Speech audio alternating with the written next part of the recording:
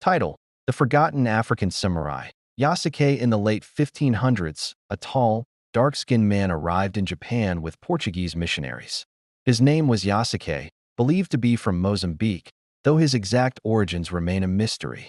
When he first walked through the streets, crowds gathered in disbelief. Many had never seen a man of African descent before. Some thought his skin was painted black, until he washed his arms to prove it was natural. News of him reached Oda Nobunaga, one of Japan's most powerful warlords. Impressed by Yasuke's strength, intelligence, and loyalty, Nobunaga made him his bodyguard and later granted him the rare honor of becoming a samurai. Yasuke fought alongside Nobunaga in battles that shaped Japan's history. But in 1582, Nobunaga was betrayed and forced to commit seppuku. Yasuke was captured but spared. Historians believe the Japanese saw him as more than just a warrior. He was a symbol of honor and respect.